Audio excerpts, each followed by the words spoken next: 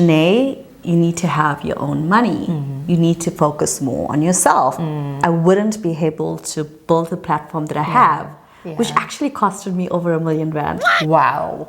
I know. It's insane. That's insane. It's insane. I think during that process, I've learned so much about money. I mean, I don't care how much you love your partner. That's a big risk. It wasn't just a quick get-rich scheme. Money line, I'ma run it every time. Give me mine, going up, need no decline. Money line, I'ma run it every time. What's up, besties, and welcome to another fun episode of Love and Money Talks, a space where we share real life stories about money matters in relationships. In an episode with my mom, she spoke about how she started a business to supplement my dad's salary and how that helped them get us to where we needed to go as a family and all that fun stuff. So today's episode is gonna be a super exciting one. I'm gonna be sitting with a dear friend of mine, Shan Vijay, who is a proud co-founder of the company called Mom Says. She has been featured in Forbes 30 Under 30, so best believe she knows exactly what she's talking about. And today we're going to be looking into starting up a business, you know, women in business, and she's going to be sharing tips and tricks about her journey, not just as a businesswoman, but also as a woman and a mom starting up a business. Because let's be real, more than half the time when you start a business and you're a mom, you're already on a back foot, because not everybody has transitioned into the time we're currently living in. People still expect mothers to be at home with the babies, and so it's already a challenge enough as is to try and start up a formal business, to climb up the ladder in corporate as a mom. So she's going to be sharing all of that fun stuff, and I really do hope that you're going to be tuning into this whole entire episode. Grab a pen, grab a piece of paper, and let's dive into the video. Hi Shan, Hi. Thank you for being here. I'm Thank so you for glad. taking the time. I'm really excited to hear your story. I'm kind of nervous about this, but let's see how it goes. She put me on the spot. It's gonna be fun. I've been telling her the whole time, it's gonna be fun, it's gonna be fun. By the time we're done shooting, you're gonna say, oh, that wasn't so bad. Let's hope. I promise you. But before we get on with today's topic, can I ask you to just introduce yourself to the besties, let them know where to find you, all that fun stuff. For the longest time, I wanted to say, hi, besties! Well, there you have it. I said it. I'm Shan. I'm a content creator and entrepreneur. I own a company called Mom Says. Basically, Mom Says is to help first-time moms find the products they need based on recommendations from other moms like you and friends and family, and of course, get an opportunity to work with some of their favorite brands. So I've been doing that for the past 4 years now. Wow, it's been 4 years. Yes, it's been a long time with a work in progress. Yeah. But I've been a content creator for over 10 years now. I can't believe I'm saying that. Yeah. It's like a long time. It is a long time. Yes. You're the OG content creator. The mommy blogging space. Yeah, so my blog is called youbabyanai.com, but I recently started focusing on my TikTok page where I share everything travel and food, and you can find me at Shanae Vijay. I just had to put that in there. Shameless plug. Yes. Mic drop moment. You're Shan married. Yes, Shan has a co-founder of my kids and my company. I like that actually. I met him when I was 18 actually. Yo. And I got married when I was 20. It's a proper teenage love affair, I'm telling you. Like my first serious boyfriend. Yeah. And it turned into a marriage and then kids and then the whole business. So he's the co-founder of everything. Yeah, that's nice. I love that. You met him when you were 18, and I'm assuming at the time you were still staying home, right? Yes. I want to know now. So this space, we talk about money, debt, all the uncomfortable bits. Okay. So I want to know, seeing that you got married so early, right? I'm assuming you were not in debt at all because you were 18 at the time. So from the relationship. Yeah, I mean, I started my first business when I was 16. Oh. I was that person that was always very business focused. Like from a young age, I knew I wanted to be an entrepreneur. I wanted to have that title of CEO, co-founder. Yes.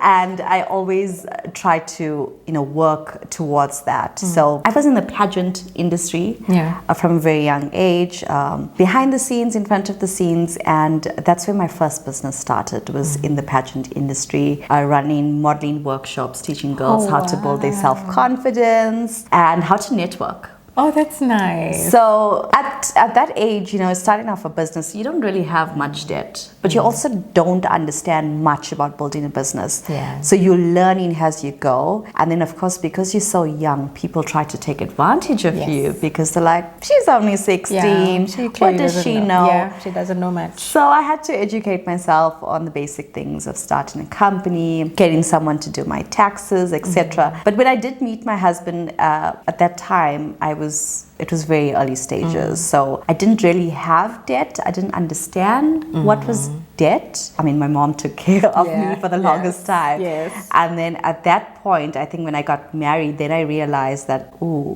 now I have to take care of myself. Yes. Now money becomes a everyday thing. You know, Yeah. you have to learn to budget. You have to do this, to do that. 100%. Let's backtrack a bit though. Growing up with your mom, at home, did she talk to you about money? Did you guys learn anything at all with regards to bills and life, adulting, basically? So my dad died when I was 8 years old, and I think ever since then, my mom has just been pushing herself really hard to give me the best.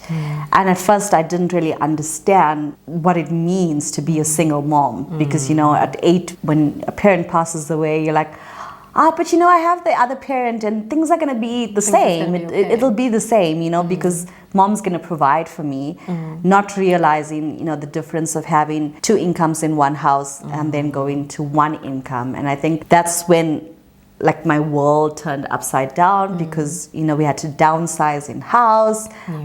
Family became a big part of my life. I grew up with my cousins. My aunties were like my second mom, because they're always around. If my mom wasn't there to take care of me, someone else would step in and take care of me. But we never had the conversations like, okay, your dad died and this is going to happen. Or even when my dad was alive, I never saw money as an issue growing up, because my dad would always buy me whatever I wanted. And he had the best of cars. So in my mind, I'm like, ooh, we're bowling here. Yeah. Life is good. It's like I'm sitting in a BMW that has a telephone. Oh, and this is back in the 90s, Yes. girl. Oh my God. Those cars that had those built-in telephones in it. So I never really worried about it. But after my dad died, I started noticing a sequence with my mom. Instead of her saying I don't have the money to buy you this, she'll be like, can we look at it in 2 to 3 months time? Because you don't really need it right now. You have lots of other toys to play with, Yeah. So we didn't have that direct conversation. It's money is an issue. But the way she said things to me made me kind of understand, okay, maybe money is becoming an issue now. And I need to stop asking for things. And that's when I started learning to appreciate what I have. And I mean, as a kid, you go into the store and you see the new Barbie doll. I want that. And you cause such a scene too while you're at it. Exactly. But you can ask my mom this. I'm not lying. She'll let you know that I was a very understanding child, because I feel like I had to grow up fast after my dad died, because it's just me and her. Yeah. I had no siblings. It made me grow up faster to start to reading the room and realizing the little things which wasn't said to me directly. It's almost like you guys were now taking care of each other. 100%. Yeah, 100%. you're taking care of her, she's taking care of you, and you sort of made it work. But not having that direct conversation, as in, this is our budget for the month, and this is what we're going to do with it. I feel like our parents they didn't want to talk about money. It was a 100%. I think it's also because as a kid, they don't want you to worry about it. Probably. It's why should I give my stress to my kid? We want them to have the perfect childhood, the happy life, not realizing that kids are so intelligent. We pick up on these things. Well, I'm not a kid anymore, but with my kids, I've noticed that they pick up on the little things. Now, with that childhood, that upbringing, you get married, now you find out, okay, this is real life. Now I have to look at money, start budgeting, all that fun stuff. Did you learn on your own, or did you go to school, get get resources? I think the biggest issue with me is because of I was the only child, and I grew up around family and lots of people. I was spoiled. Like I never had that opportunity to actually learn myself, because before I got married, it was just my mom. Like she was my blanket and did everything for me. And then when you get married at 20, like you're so young. Yeah. You're honestly so young. Nothing. You're barely an adult. Barely. Exactly. And at that age, I wanted to get married because it was like, I found the perfect partner and he loves business as much as I do, and let's do this. And then I got married and he took care of all the finances, like from day one. I mean, I just had a card that I could just swipe. Yeah. Yeah. And it was fun because I was like, I was a stay-at-home housewife. Yeah. And I was studying, and then I was building my business as well. I had that opportunity too. But I never understood the finances. Like I never understood, okay, this is his total income. This is what I'm bringing in with my business that's growing, and this is what we need to do to budget ahead. I never thought about that. I was that person that would just do random spontaneous things. I loved eating out. I'm not a big person on brands, but food and travel has always been a big part of my life. So I would just splurge on things like that. And then I wanted to have a baby because it was like, well, when you get married, what happens next? You're supposed to have a baby. Yes. Because that's what people ask you. Yeah, like, so when are you having a baby? Yeah, and at 20, I'm like, cool. I'll have a baby. It's a natural part of the process. I would. And I didn't think about, okay, we need to budget for a baby. I was like, no, we're going to have a baby. And then, I fell pregnant. And then I started realizing that babies are not cheap. No. Like from gynecologist visits to... Before the baby's even born. Exactly. Like being pregnant is expensive because like I used to eat Nando's like twice a week because that was my biggest craving. And, it was my first pregnancy. So I'm like, I'm just going to go with it. I'm going to milk it. Yeah. If you want it, get it. Exactly. That's simple. And then you just look at baby products and you like, don't really look at the price because it's a first time mom. You're like, I want the best for my baby. Yes. And I never had that conversation with my partner to say, okay, how much are we actually spending on baby products? And what's the needs and what's the wants? I had this over-the-top baby shower where I had like a sushi stand and like different cuisines. What? I know, it was crazy. And now that I think about it, I'm like, why? Why did I do that? Because I didn't even eat sushi. Exactly. That's why I'm like, what? Sushi's so expensive, but you couldn't even eat it. It was like crazy, but I did that because it was like, it's my first child and I'm going to do everything big. I think during that process, I've learned so much about money because I had a partner who never told me like, okay, you need to stop, like whatever. He would just like, okay, you want it, we'll get it. Yes, we'll get it. yes. And then we got a bigger house. And then I realized, okay, he had to give up some of his rental apartments to get that bigger house. And we never had those serious conversations as in, what does 5 years look like from now, what do we want? And I think that's the biggest mistake I made, is that I was young, I was naive, I was stupid with money. And I didn't think about a year from now. And I know it's boring when people say, you need to think a year from now, you need to think 5 years from now. Because if you're that spontaneous person, you're like, I didn't even know if I'm going to be alive in a year from now. Why should I have all this money? What for? Exactly, and that was me. I was like, what for? But then you realize how important it becomes because we go through situations where we need emergency funds. Or later on, you regret the things that you've done with money and you're like, I could have saved if I did this and not that. It was a very difficult, weird phase, I would say my early 20s for me, because honestly, I still didn't understand money and what that meant or what debt meant. I think it's just a matter of you grow up like that. You just had to go through that to learn. Because if you didn't go through that, you probably would still be doing the exact same thing. 100%. Right? And I'll be honest with you, I think I really started understanding money properly 3 years ago. And I'm going to be 33 this year. Yeah.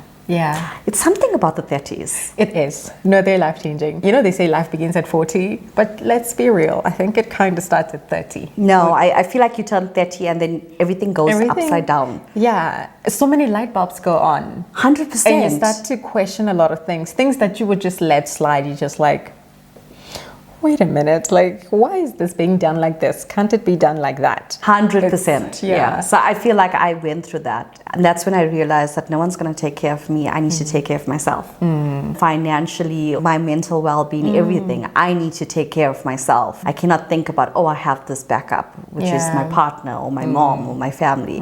So from ever since then, like, I've changed my money habits like so much. Yeah, I actually love that. I love the statement you made about I need to take care of myself. People will say it sounds selfish, but honestly, it's a necessary statement. You need to take care of yourself, whether it's before your kids, before your husband, before your partner, before you need to take care of yourself. Because if you're not okay, nobody else is okay. I'm going to say something which might sound silly or might offend some people, but hey, we're sharing everything here today. When I was a stay-at-home mom, and if I wanted to wax my eyebrows or go and buy makeup, I had to ask my partner, can I go and wax my eyebrows or do this? Because, you know, you feel like you're not earning your own money and you kind of still need to ask because we never really talk about a budget or this is your allowance. Yes. I felt like I needed to ask, you know, all the time if I could do that. I'm like, okay, sometimes they'll be like, oh no, but you know, this month it's a bit. And I'm like, oh, okay, is he being mean to me or like? So you wouldn't wax your eyebrows because I wouldn't. Because I was like, okay, clearly, but then, you know, that's when I realized that I have to take care of me, you know, and I focused a lot more on my business to start and make my own income because, I mean, I wanted things. And, you know, even if you are a stay-at-home mom or you're working, take care of yourself. If you want to do your eyebrows, you should have the money to do it without thinking twice. Yeah, and without having to ask for permission to do it. Exactly, and have your own card. That's something that I never had until recently. That's necessary. I mean, my mom said, in a marriage, there's no need to have two cars. And I said, I feel attacked. But also I said to her, look, the convenience of having two cars is insane. Never having to depend on anybody to say, 100%. Can you drive me to the mall? Can I borrow the car? It's very like disempowering, you know? True. It's the little things. Like, I mean, that's purchasing a car is a big thing, you know, you have to think budget-wise. But it's those things that make you feel like, ooh, I got this. Like I'm doing something in life, you know? Like whether you have the most amazing partner or not. And I think that's one thing my mom was very consistent about when I got married. She told me from day one, Shanae, you need to have your own money. You need to focus more on yourself. And I think she said that based on her marriage and what she went through when my dad died, because I don't think she was prepared for that, you know, and she wanted me to learn. And in the beginning I was like, why are you saying all this? Like, we're so in love and, you know, money is never going to be an issue. Like, we don't have to, I don't need my own card.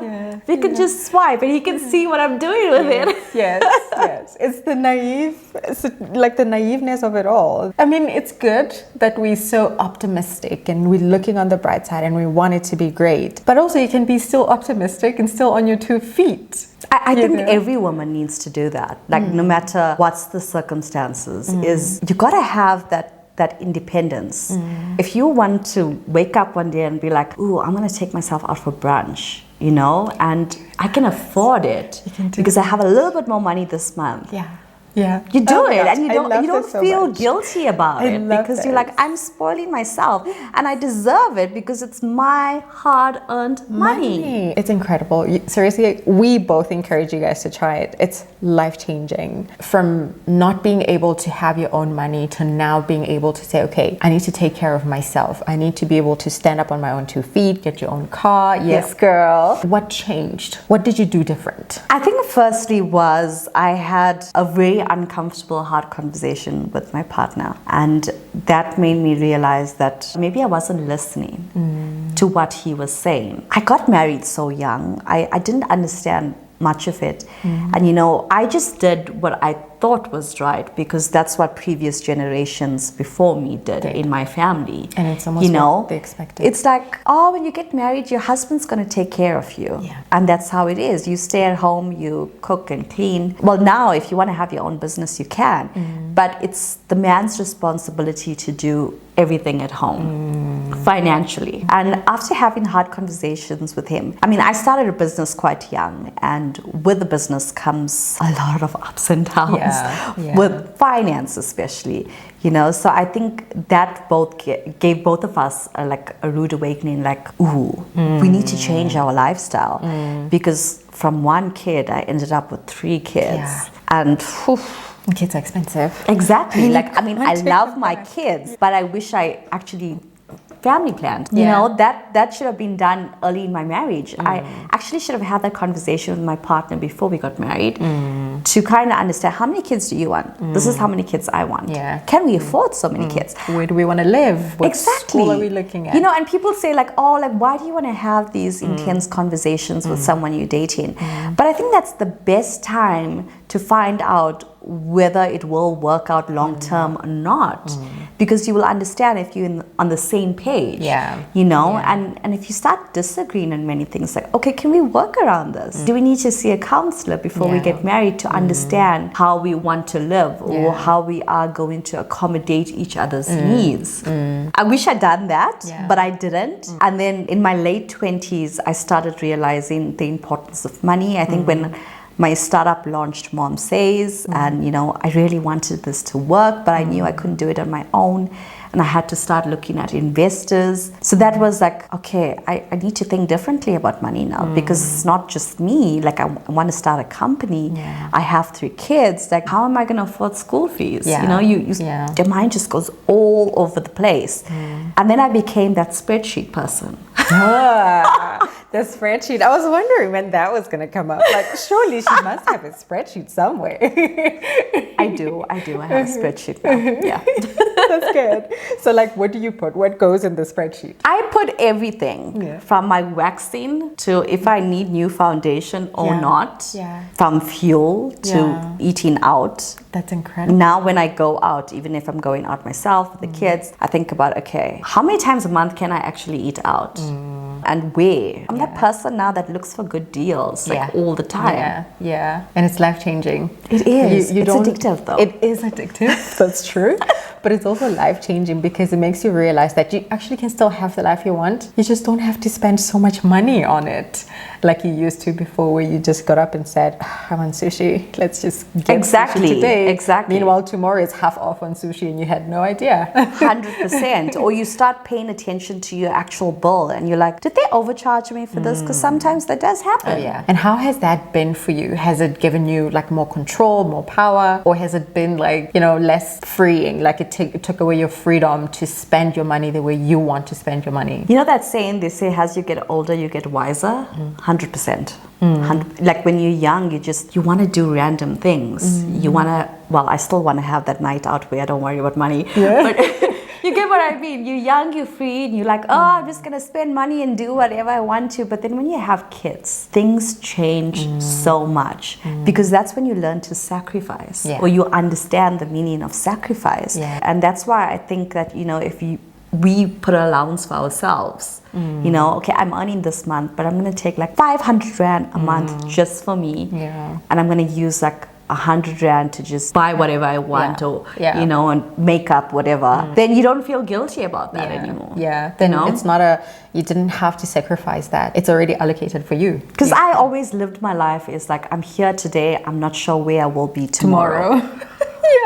It's good, but it's also bad mindset. it's that what did they say? YOLO. Yes, we just it's horrible. And so I think that the spreadsheets kind of you know, brought me back to reality a bit, because now I look at it and I'm like, okay, I can't have everything. I can't. I have to choose with what's important. And if I don't get something this month, I can get it in the next 3 months. I'm actually seeing the money. This is where is going what, and what can I reduce or change to make a difference in my monthly budget. Yeah. With the business, right? Take us through the process of not just starting your business, but financing the business. What advice would you give to somebody, a bestie who's currently watching this thinking, I also want to start a business? You know, what do you do? In the startup world, everyone rushes to get an investor because they think that's the easiest, smartest, best trending way. Because if you have an investor, they're like, ooh, you must have like an amazing business. You know? Yeah. But actually, it's not true.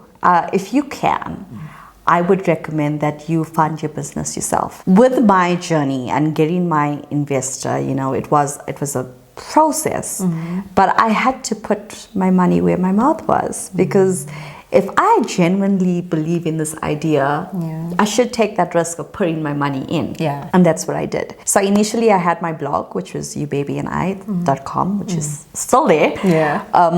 And I used that money to fund Mom Says, you know, so I used to do a lot of influencer campaigns, work with brands, and I leveraged that. I was like, okay, we're going to keep some money aside to build Mom Says.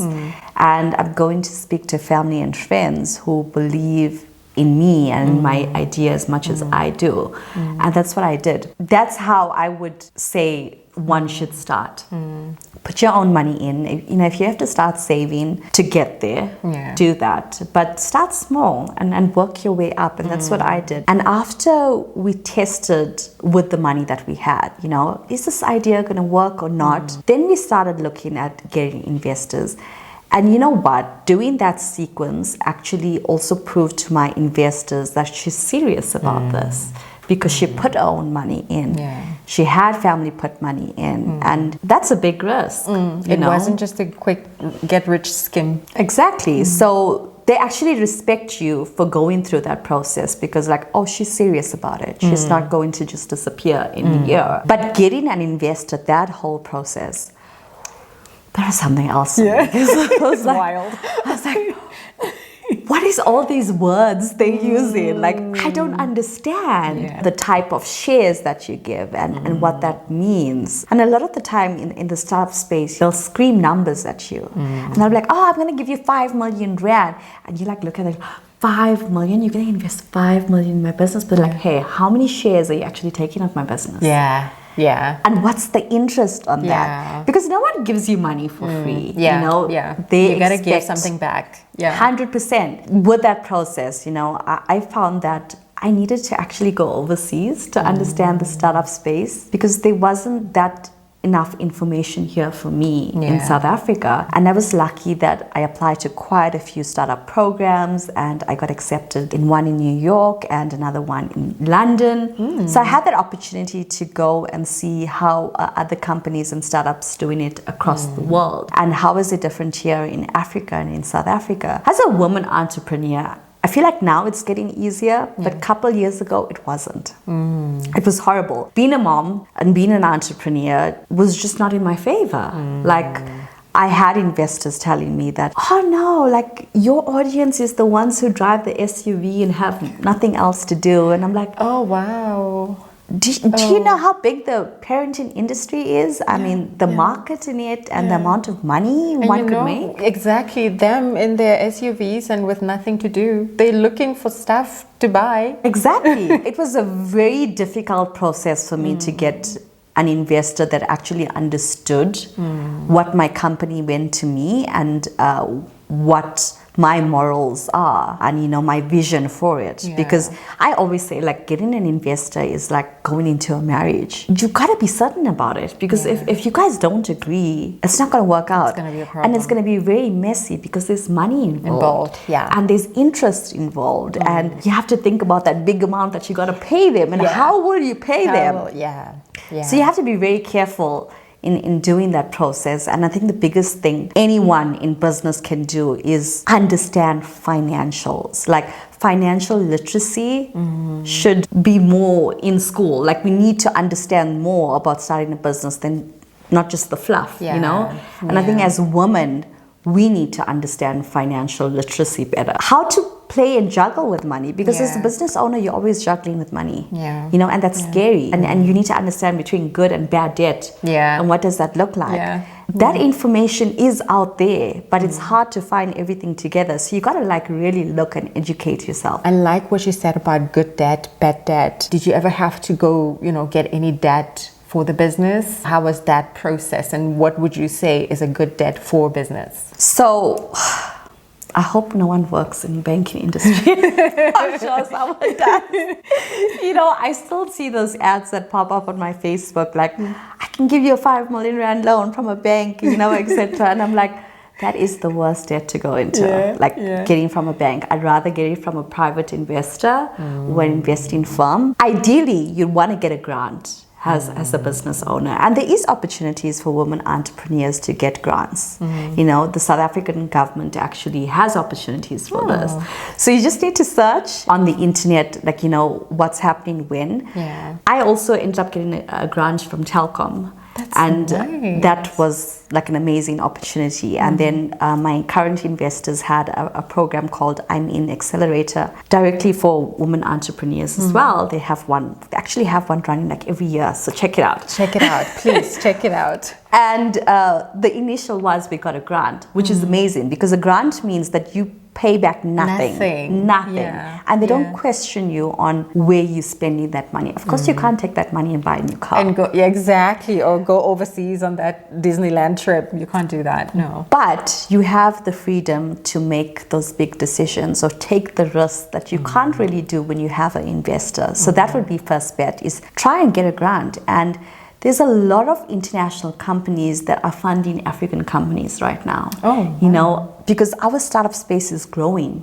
It's crazy at the amount of amazing ideas coming out of Africa. So try and get a grant. If not, I would rather say go and get an investor from an investing firm or an established company instead of doing it via the bank. Yeah. Because you have better terms and conditions, and they're more flexible when it comes to deadlines and what's needed by when. Yeah. So even when you get a grant, you still need to sort of like give them, I don't know, feedback. You would do like progress reports. Oh, yes. But when you have an investor, it's more like they can tell you what to do when. So they have more say in your company.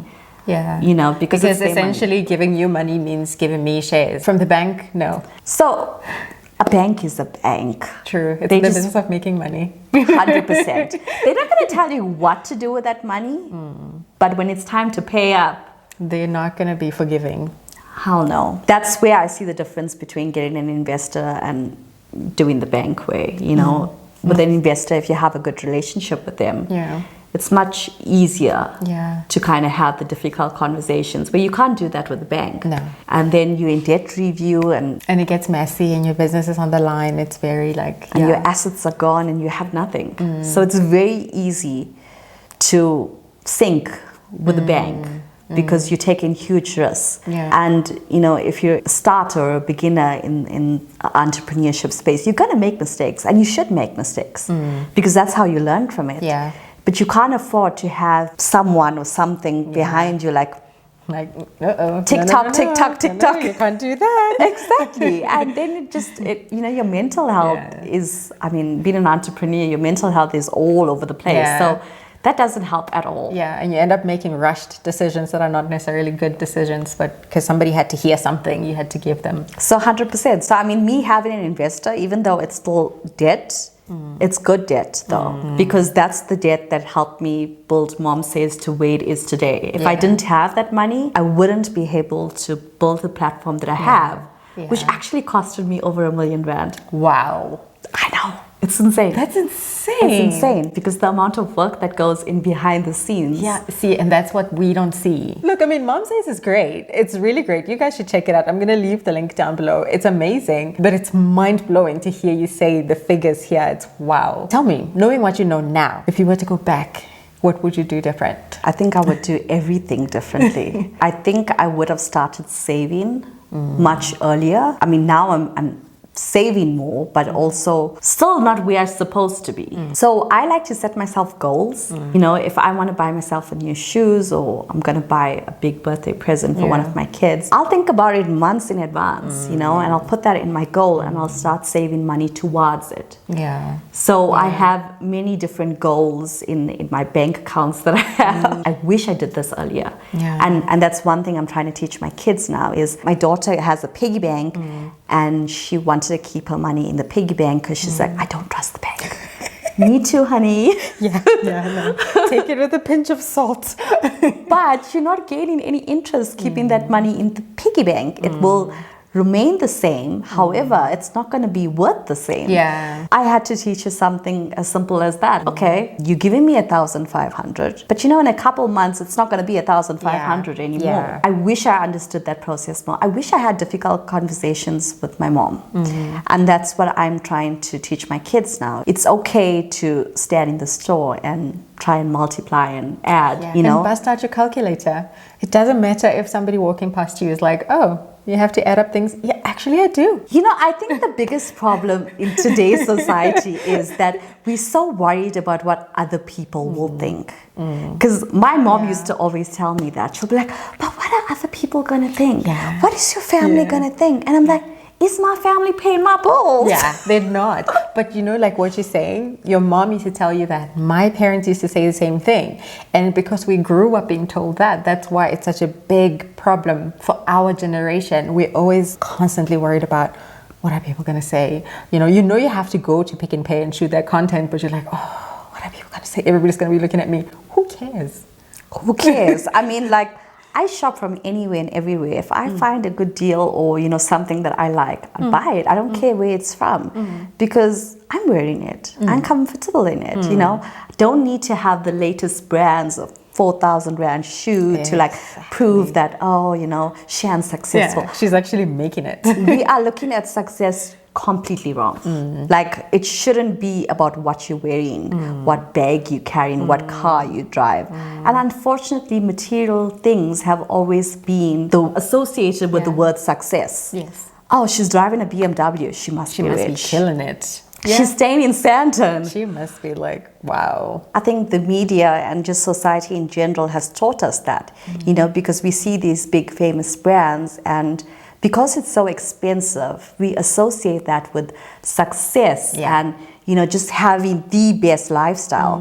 But it's completely the opposite. Like people that sit in big houses, not saying this for anyone here, I'm just talking in general, based on people that I know. Yeah. A lot of them are lonely or don't sleep at night because they're worried about the debt that they have. Yeah. The bills are mounting up and there's sometimes not even enough to cover those bills. Exactly. So, I mean, just comparing lifestyles has just been something that we always do. And I think with social media now, it's just become more open. Yeah. Is that we do this, you know, and if we always want to be better than the next person or do something better. If she went there, I'm going to do that. Yeah, it's actually very sad. I mean, I remember when we bought this apartment and I think I put it on Instagram or somewhere, I don't remember, but I had 1 or 2 DMs. People are like, why would you buy an apartment? Why don't you just buy a house, a big house for your kids? And I'm just like, our kids need a home.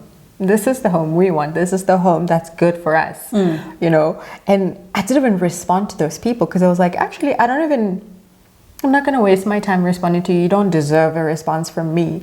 But in the back of my mind, I'm like, society is so messed up that first you expect people to grow up, get married. And once you're married, it's like, so when are you having babies? And then you have the kids, like, so when are you buying the house? You know, when are you upgrading your car? When are you doing this? It's always this hamster wheel. Like, 100%. We are on a race to get somewhere, but nobody knows where the somewhere is because we never arrive, ever.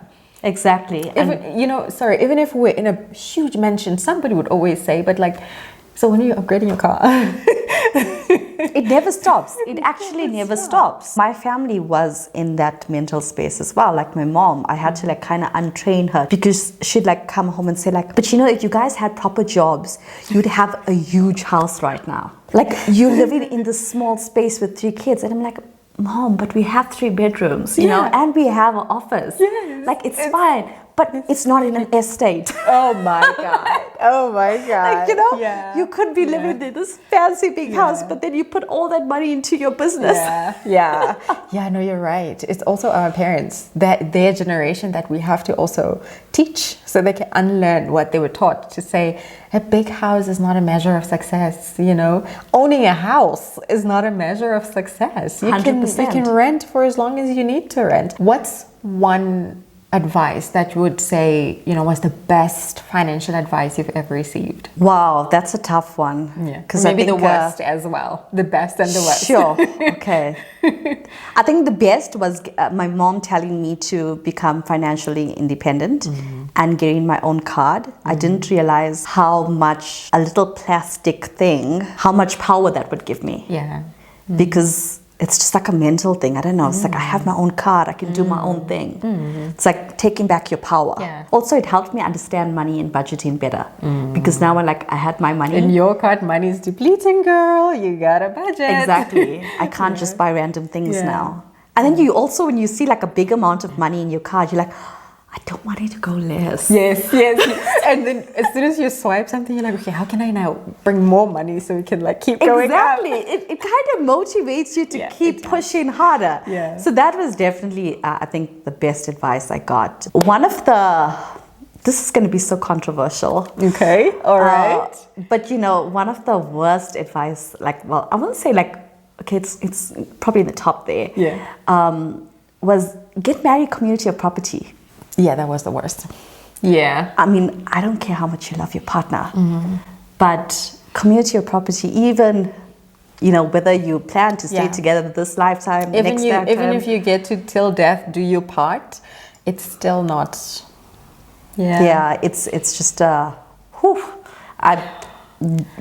married community of property, and I'm understanding it now better than I did back then, and I was like, overall, it was a horrible decision. I mean, it's something we discussed way before we even got married.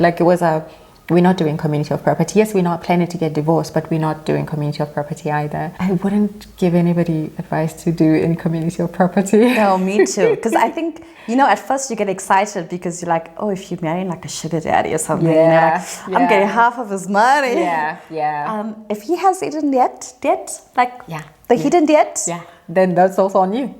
Exactly. Yeah. We do things so different in our generation, but at the same time still sort of held back by our parents' generation. Because I mean, you do talk to your mom sometimes, and you talk to your aunts and your cousins, and you end up looking at yourself like, okay, clearly what I'm doing is different. My mom said to me once, you're so different. You do things so different. And I'm like, yes, because if I don't do it differently, my kids are going to do what you did, and it's not going to be okay. 100%. I think, the previous generation has done so much good for us. They've also set these examples, which is not applicable in today's world.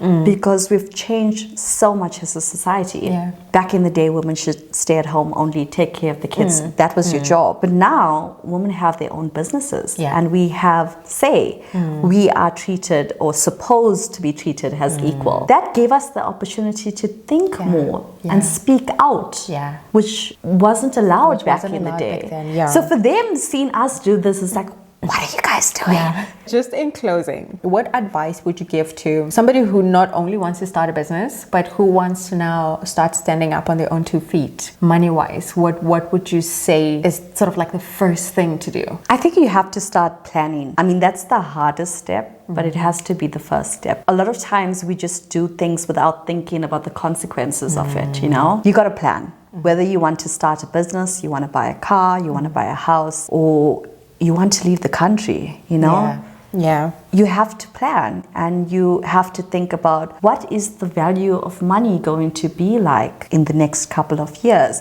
Because if you think about it, back in the day, if you told people you were a millionaire, it was like, oh wow. Yeah. You're a millionaire. Yeah. Now you have to say you're a billionaire. Yeah. Now you're like, oh, a millionaire. It's like, cool. So what can I do with $1 million? I can blow it in one day. Exactly. In 2 weeks, that'll be done. Did you watch that show, How I Blew It, about past lotto winners? Yeah. That's what we don't want to do.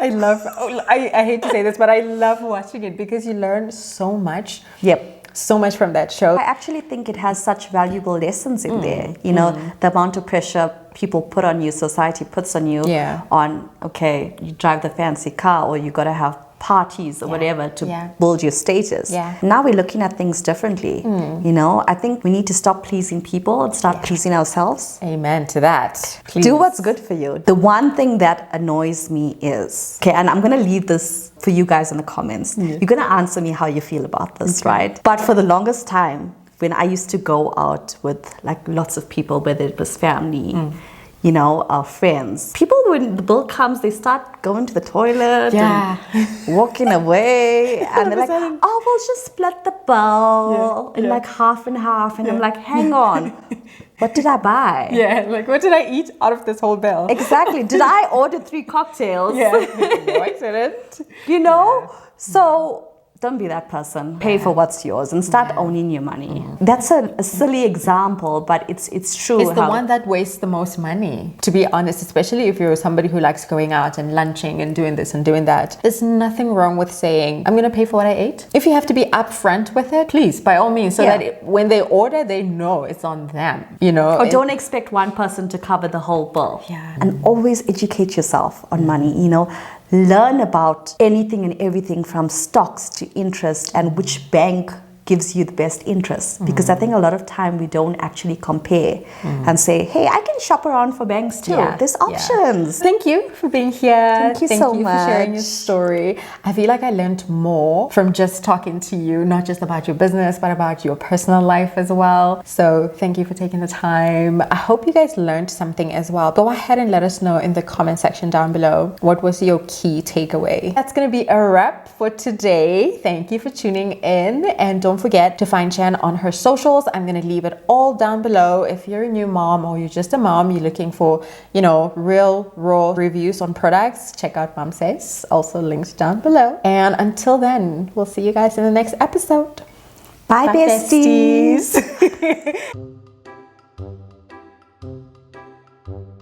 That's it. Are you ready? Are we recording already? Yeah. Bloopers. I need the bloopers. It's like, is my hair right? I really like it though. It is gonna grow back. Your mom is right, but Dora. That's all. I'm sure you can't unsee it. I can't. What is the animal's name with Dora? I can't remember. Ready. Have you got your tea? Ready. We're ready. Okay. Are you ready?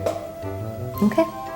Let's do this. Let's do this. And that's it. It's a wrap. We did it. Yeah, it wasn't too bad, right?